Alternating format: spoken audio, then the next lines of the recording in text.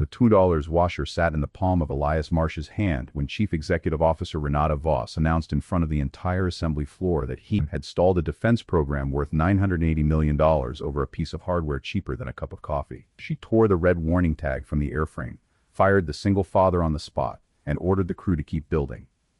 Elias did not argue. He sealed the washer inside an evidence bag, logged the time and his signature, and walked out through the gate he had entered for 11 years. 4 days later, that same washer failed inside a pressure chamber.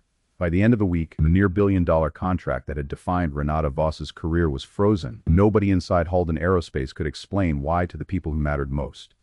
Before that $2 washer brings down a near billion-dollar empire, tap subscribe now so you do not miss a single second of this breathtaking reversal unfolding right in front of you. Halden Aerospace had spent 3 generations building a reputation in the high desert of New Mexico for reconnaissance aircraft and satellite communication hardware. And this particular week was supposed to be its crowning achievement. The company had won a conditional contract worth $980 million to manufacture 150 M9 Falconer reconnaissance drones for the United States military, and everything hinged on a single prototype passing its final battery of tests.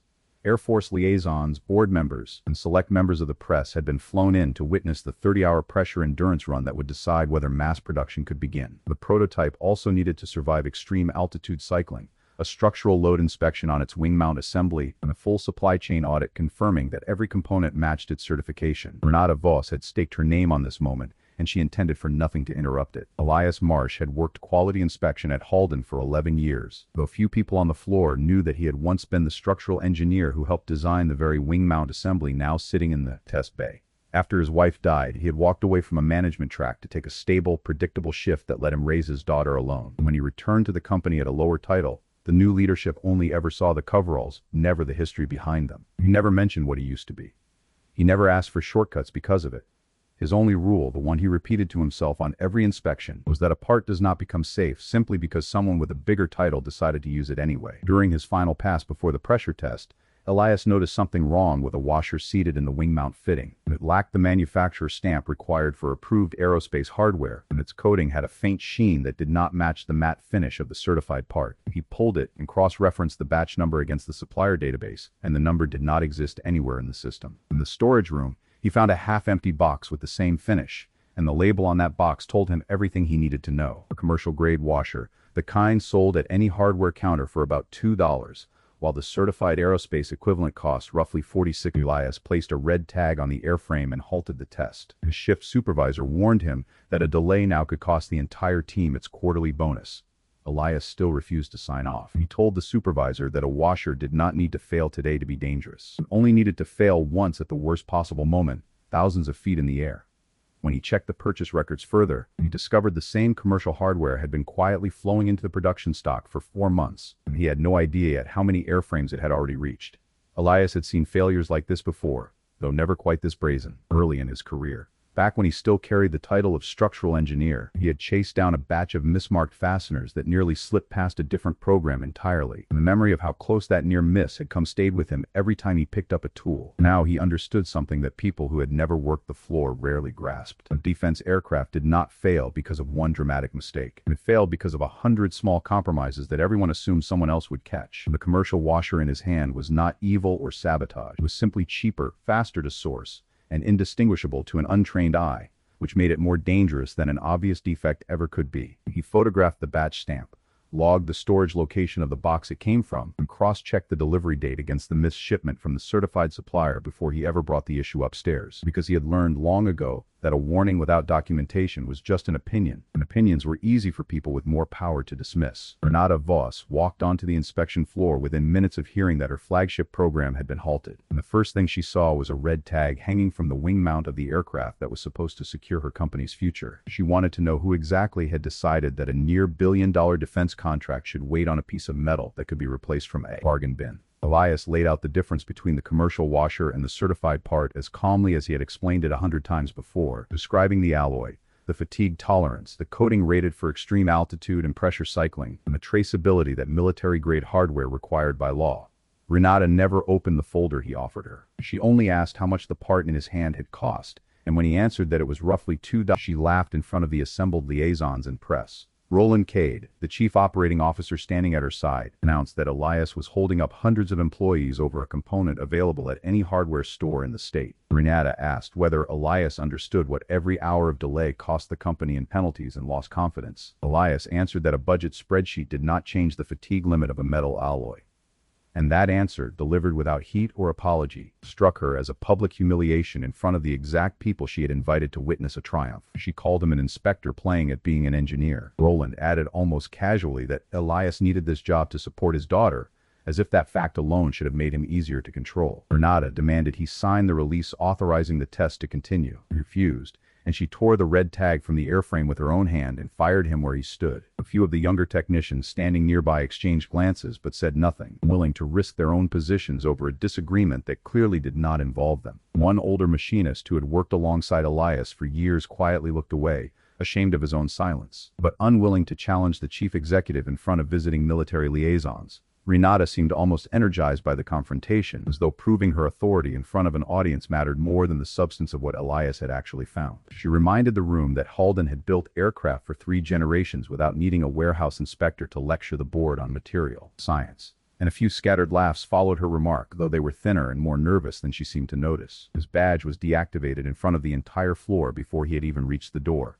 Another inspector was ordered to sign in his place. Elias did not beg to keep the job, and he did not raise his voice. He asked only that the company record formally that its chief executive had personally overruled a documented material safety warning. Roland refused to provide anything in writing.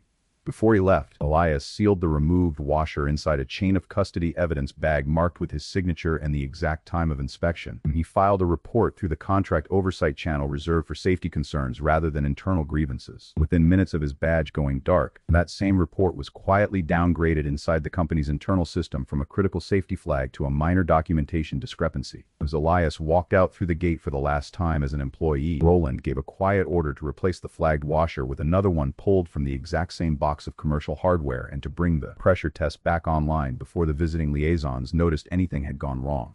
The prototype returned to the test chamber on schedule. Almost immediately, Dorian Fitch, who ran the pressure lab, noticed that the batch number written on the tracking sheet had been changed in handwriting that did not match any of the standard entry forms. When he asked about it, Roland told him plainly that Renata had already approved everything and that further questions were not welcome. Across town, Elias sat in his small apartment, trying to figure out how he would explain to his daughter, Nora, that he had lost his job that morning over something that cost less than a sandwich. She called him during a break between classes, and he told her only that there had been a disagreement about a technical issue at work.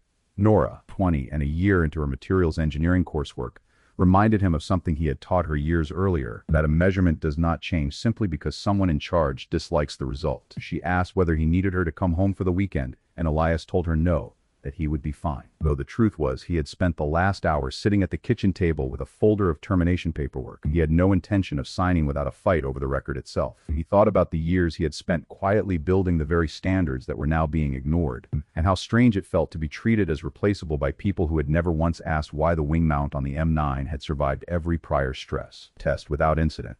It was not pride that kept him awake that night, but a plain, stubborn certainty that somewhere on that production line, a part was going to fail exactly the way the data said it would. And no title in the company was going to change that outcome. Nora's voice on the phone stayed steady even as she sensed something heavier beneath her father's calm tone. And before hanging up, she told him, half joking and half serious, that he had never once in her life been wrong about a measurement, and she did not expect that streak to end. Now, Elias checked the automated copy of the inspection report that had been routed to his personal certification email before his access was revoked. He found that the timestamp, the severity rating, and the name of the approving authority had all been quietly altered. Inside the plant, Dr. Priya Nandan, the lead engineer on the M9 program, knew that continuing the test was wrong, but she had not yet found the courage to say so directly to Renata. Renata told her plainly that if the program failed because of an unnecessary delay, she would replace the entire engineering team without hesitation. Priya, unsettled, pulled the original design file that night and confirmed what she already feared. The wing mount fitting had always required a titanium alloy aerospace washer individually certified by batch. And the engineer who had written that exact specification years earlier was Elias Marsh. Priya realized with a mixture of guilt and disbelief that Renata had just fired the very person who built the safety standard the company was now violating. Deep into the 10th hour of the restarted test, Dorian heard a faint hissing tick that the sensors had not yet flagged as a fault. Roland insisted the run continue, since stopping the chamber now would reset the certification clock back to 0 and threaten the entire visiting schedule. A high-speed camera recording the wing mount fitting quietly captured the beginning of a hairline crack forming at the rim of the replacement washer, visible to anyone watching with the naked eye. The visiting liaisons had already left for the evening by the time the chamber reached its 17th hour, and only a skeleton crew remained on the floor to monitor the readouts through the night shift. Dorian sat alone at the control station, watching the pressure differential hold steady on the display, unaware that the faint hissing tick he had heard hours earlier had already progressed into a crack running nearly halfway through the washer's seating face. At the 17th hour of testing, the washer sheared clean through. The wing mount fitting shifted out of its calibrated position, and the wing assembly drifted 9 degrees off axis before the chamber's automatic safety system shut the whole run down. No one was harmed, since the prototype sat fully enclosed inside a controlled test environment built for exactly this kind of failure. But the deviation was more than enough to disqualify the aircraft from certification. Dorian sealed the failed washer in an evidence container and backed up every second of camera footage before anyone could ask him not to. Roland arrived at the test bay within minutes and pushed hard for the incident to be logged as a rig malfunction rather than a component failure, proposing that they quietly swap the part and restart the clock without informing the customer at all. Renata agreed almost immediately, since the Defense Oversight Audit team was scheduled to arrive in only 2 days. Priya objected, pointing out that the fracture pattern on the washer clearly indicated metal fatigue, not equipment error. Renata reminded her that Elias had made the same argument days earlier and had been fired for it. Dorian quietly reached out to Elias and sent him photographs of the fracture surface before anyone could stop him. Elias recognized the failure pattern immediately, a crack that had originated in the load-bearing rim exactly as he predicted. He told Dorian not to move the failed part from its sealed bag and not to sign anything that had already been altered. While the leadership team scrambled to restart the chamber quietly, the Contract Oversight Office received Elias's earlier external report. Renee Okafor, the lead auditor for the Defense Contract Oversight Agency, ordered Halden to halt all testing activity immediately until her team could inspect the site in person. Renata assumed she could paint Elias as a disgruntled former employee attempting to sabotage the company on his way out, and her communications staff quietly prepared talking points describing him as someone terminated for insubordination. Renee made it clear on the phone that her audit would not stop at a single broken washer. It would examine the entire supply chain feeding the M9 program from the ground up. Renee arrived at Halden Aerospace with an independent audit team the following morning. Renata staged an elaborate welcome designed to project total control over the situation, describing the fractured washer as an isolated packaging error from an outside supplier. Renee asked to see the failed washer, the original purchase order, and the very first inspection report filed on the incident, and the 3 documents contained 3 different batch numbers. Dorian handed over the original high-speed footage, which showed unmistakably that the crack had developed gradually throughout the pressure run, rather than appearing suddenly from equipment failure. Renata tried once more to redirect blame toward Elias, arguing that he had removed the original part without authorization before anyone else could examine it. Renee responded by inviting Elias back onto the plant floor to walk her team through the inspection process, and he crossed through the very same doors from which security had escorted him days earlier. Renata seated him at the far end of the conference table and introduced him to the room as a former employee recently terminated from the company, hoping to frame his presence as irrelevant. Elias did not argue about his title or his dignity. He simply placed the $2 commercial washer beside a certified aerospace equivalent on the table, and the 2 pieces looked nearly identical in size and shape. He explained without raising his voice exactly where they differed: the alloy composition, the heat treatment, the protective coating, the fatigue tolerance rating, and the traceability records that only the certified part carried. Renee ordered a random inspection of the storage warehouse, and within hours her team found thousands of commercial-grade washers mixed directly into bins of certified hardware. Many of them were labeled with new tags that did not match their true origin. Marcus Thane, the supply chain director, insisted this had been the unauthorized action of a single warehouse employee acting alone, but the purchasing records told a different story, showing his own signature on the original order placed with the discount industrial supplier. Renata still maintained that no one in leadership had known these substitutions were happening. Then Renee opened the original design specification file and asked in front of the entire room who had written the original certification standard for that washer assembly. It was Priya who answered first, her voice steady despite the tension in the room. Elias Marsh. Every person in that conference room who had once dismissed the quiet inspector in the plain uniform now understood that they had fired the very engineer who built the safety standard they had just violated.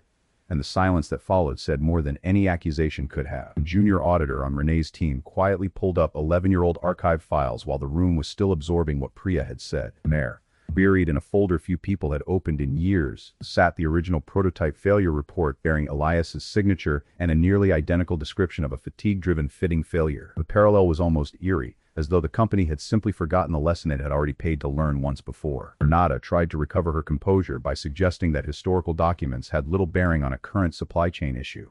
But Theodore, listening closely from the far end of the table, had already begun taking notes of his own, the kind of notes that suggested his loyalty to Renata was starting to erode in real time. Elias was asked to help the audit team inspect every airframe currently in production, and he agreed without asking for reinstatement or any acknowledgement of what had happened to him personally. As the inspection widened, the team discovered commercial-grade washers installed at multiple pressure-critical points across the production line, not just the wing mount fitting that had first drawn attention. In total, roughly 800 uncertified fasteners were found across the warehouse stock, and on 58 separate airframes already in various stages of assembly. Not every washer was guaranteed to fail, but without traceable material data, not a single one could be certified as safe either. Renee issued an order halting the entire M9 program, and the Defense Department froze the first scheduled payment on the contract. Halden's stock price dropped sharply within hours as the news spread through investors and defense analysts alike. Renata continued to insist publicly that the fault lay entirely with an unreported supply chain failure she had never been told about. News of the shutdown moved quickly through the plant, and the mood on the production floor shifted from confusion to quiet anger. As workers realized how close they had come to shipping compromised hardware without ever knowing it, many of them had trusted the inspection stamps on every box that came through receiving, never imagining that the stamps themselves could be part of the problem. A few veteran assemblers who had worked with Elias for years began quietly telling newer hires what they remembered about him. But he had a reputation long before his return to the company for being the kind of engineer who never let a shortcut slide, no matter how small. That reputation, buried for years under a lower title and a quiet demeanor, began resurfacing in breakroom conversations across every shift. Elias pointed the audit team toward a single line buried in a purchase requisition, a handwritten note approving the use of an equivalent commercial part in order to protect the delivery schedule. The first signature on that approval belonged to Roland Cade. Beneath his signature sat Renata's own electronic approval. She argued that her signature had only authorized a budget adjustment, not a change to technical specifications. But Renee's team then surfaced an email in which Priya had explicitly warned that the substitution had never undergone fatigue load evaluation. Renata's reply to that warning, preserved in the company's own servers, stated that Halden could not afford to sacrifice a $980 million contract over what she called differences that existed only on paper. Roland attempted to shift blame onto Priya for failing to block the substitution more forcefully. And Priya, to her credit, admitted openly that she had stayed silent out of fear for her position, a confession that visibly unsettled several board members who had assumed the engineering team operated with far more independence than it actually did.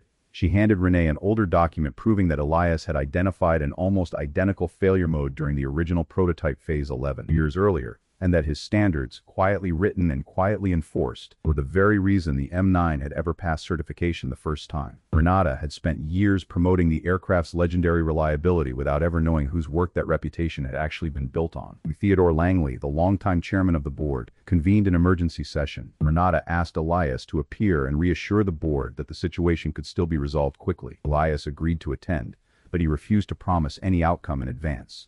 On his way out of the plant that evening, several of the technicians who had once watched him get walked to the gate now nodded to him in the hallway, a small gesture that carried more weight than any formal apology could have. He did not linger to accept it. He simply nodded back and kept walking, aware that whatever came next would be decided in a boardroom, not a hallway, and that recognition from coworkers, however welcome, changed nothing about the work still ahead of him. Before the hearing began, Roland approached Elias privately in a conference room with no camera running, offering him reinstatement, a substantial raise, and a newly created position as Director of Quality on the sole condition that he described the broken washer publicly as an isolated shipment error, with no bearing on overall aircraft safety. Elias asked what would happen to the thousands of remaining uncertified parts still installed throughout the fleet. Roland admitted the company planned to quietly replace them after the contract had already been signed and payment secured. Elias refused the offer outright, telling Roland plainly that a title with his name on it meant nothing if it required him to sign his name to a lie. Roland pressed further, suggesting that no one outside the room would ever know the real reason behind his change of heart, and that the company could quietly make the remaining replacements over the following months without anyone the wiser. Elias reminded him that quiet replacement was exactly the plan that had already led to a fractured wing mount and a halted federal contract, and that repeating the same mistake more carefully was still the same mistake. Renata entered the room moments later and tried her own version of persuasion,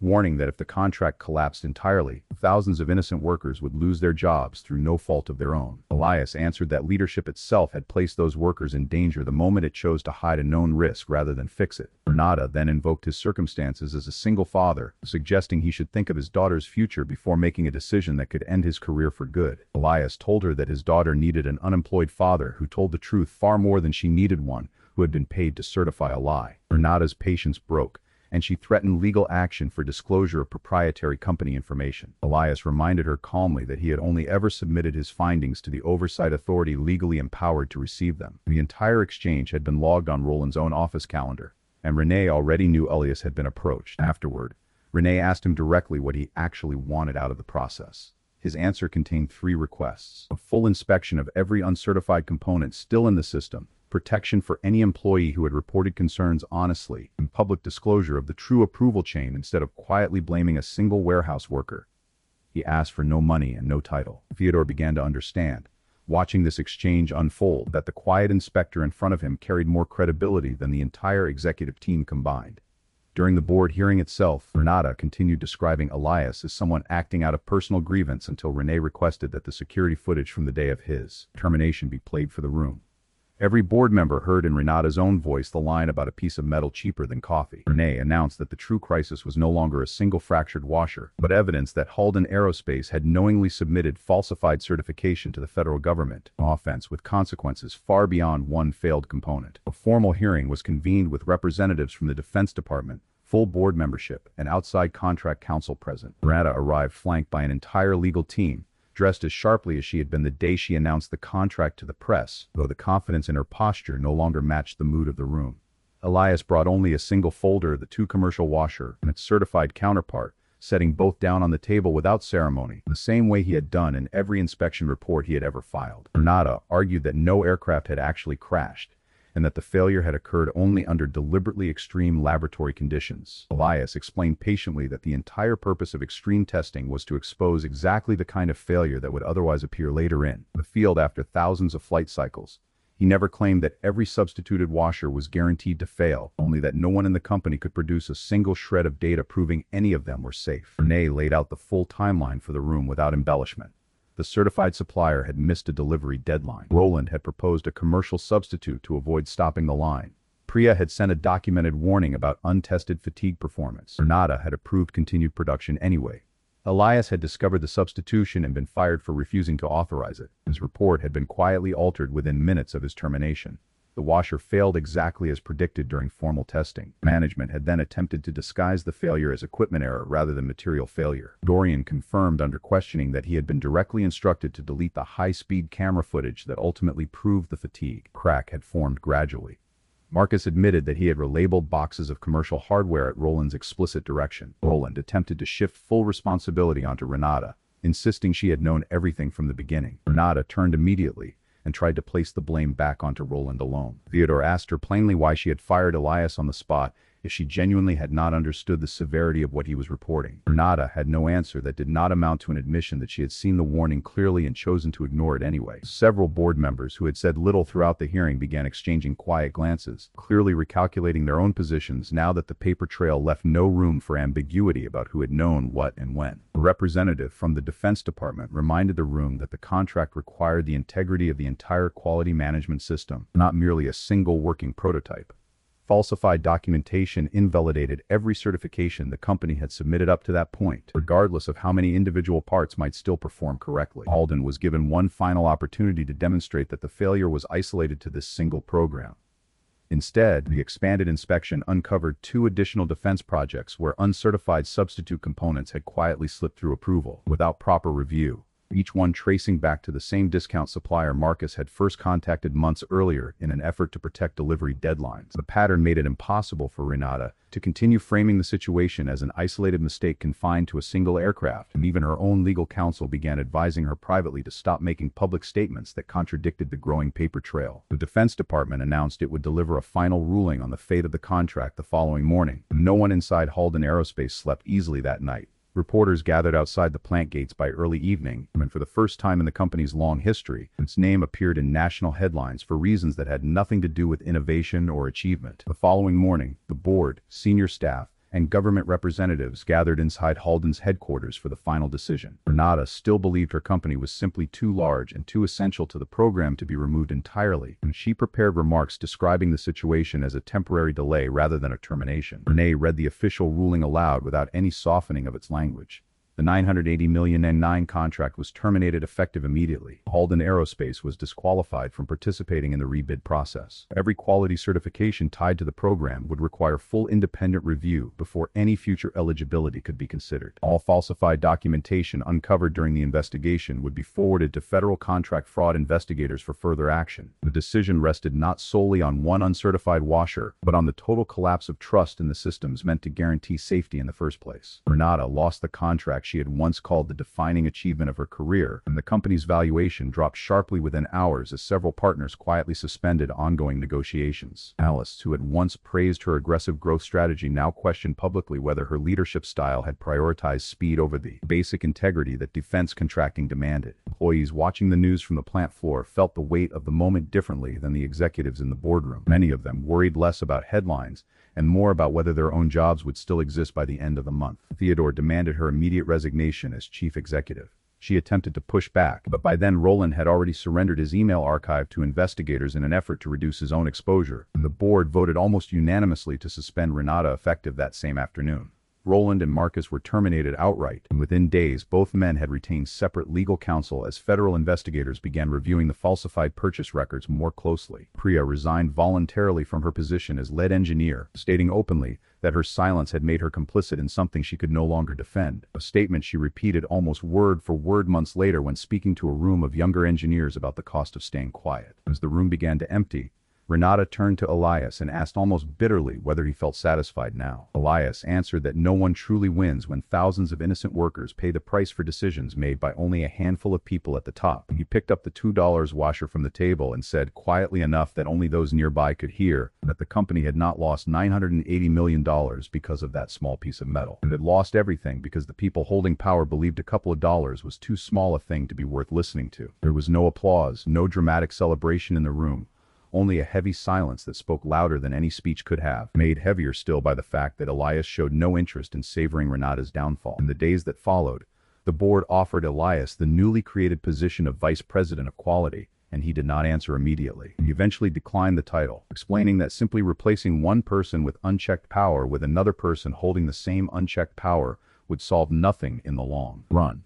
Instead, he agreed to build an independent safety division, reporting directly to the board rather than to any single executive. That division was given the authority to halt production on its own judgment, to report concerns directly to government customers without executive filtering, to protect employees from retaliation for raising honest concerns, and to publicly disclose any significant material substitution before it ever reached a customer. Halden lost the M9 program permanently, but the company was allowed to continue its civilian aviation contracts once the full restructuring had been completed and independently verified. At its own expense, the company recalled and replaced every one of the 5,800 uncertified fasteners discovered throughout its production stock. And because the failure had been caught during controlled laboratory testing rather than in the field, not a single aircraft was ever lost and not a single life was ever put at risk. The recall took months and cost the company a substantial sum, but Theodore later told shareholders that the price of doing it properly was still smaller than the price of doing it wrong a second time. Slowly, cautiously, other government agencies that had paused their dealings with Halden began reviewing the company's new safety framework, and a handful signaled a willingness to reconsider future contracts once the restructuring proved durable rather than cosmetic. 6 months later, Elias walked back through the same gate where he had once been escorted out, though this time he still wore the same plain work coveralls rather than an executive suit, having chosen a hands-on role over an office with a view. Nora came to the opening of the new material inspection lab, named in honor of the standards her father had quietly written years before anyone thought to thank him for them. And though she only appeared for a brief moment at the ceremony, the quiet pride on her face as she read his name on the restored certification protocol said everything that needed to be said. Dorian had been promoted to head the newly independent test division. Priya returned in an advisory capacity from outside the company, publicly accepting responsibility for the silence that had once cost so much. Renata appeared one final time at a shareholder meeting, admitting openly that she had dismissed Elias because of his title and his circumstances rather than the substance of what he actually said. She was never reinstated, but the admission suggested at least that she finally understood where the failure had truly begun. Some shareholders in the room found little comfort in the apology, having watched her defend the opposite position for weeks before the evidence became impossible to ignore. But a few of the older board members, including Theodore, noted quietly afterward that an honest reckoning, however late, was still worth more than none at all. Visitors touring the rebuilt facility often remarked on how ordinary everything looked. No dramatic banners, no framed headlines about the scandal, just a working plant full of people doing their jobs a little more carefully than they used to. On the new production floor, a young inspector noticed a fastener with a slightly different sheen than the approved standard called for. Instead of being mocked or waved through the way Elias once had been, the entire section stopped work immediately without argument. Elias walked over unhurried as always, examined the part personally under a magnifying lamp, checked it against the reference sheet twice, and confirmed it fell within an approved tolerance variation rather than posing any actual risk. The line restarted within the hour once the paperwork had been properly verified. Not a single person on that floor complained about the time it had cost them, since every one of them had learned by now exactly what a small, overlooked detail could eventually become if nobody bothered to stop and check. New hires touring the facility often stopped in front of that glass case without knowing the full story behind it, and the trainers leading them through orientation had taken to telling the short version before moving on to the technical curriculum, treating it less like company history and more like a rule everyone was expected to carry forward. Elias never asked for the case to be installed, and he never gave interviews about what had happened to him, preferring instead to spend his days walking the same production floor he always had, checking the same kinds of parts he checked for years before anyone knew his name. He kept a copy of the old altered inspection report in a drawer at home, not out of bitterness, but as a reminder of how easily the truth could be quietly rewritten if no one was paying close enough attention. Nora sometimes asked him whether he regretted refusing Roland's offer that day in the empty conference room, and he always gave her the same answer, that the version of himself who signed that paper would have been someone she could never fully trust again, and that was a price no raise could ever cover. Elias placed the original $2 washer inside a small glass case in the training center, and beneath it, he had a simple line engraved into a brass plate. The price of a single part may only be a couple of dollars, but the price of ignoring the person who noticed it can be an entire empire.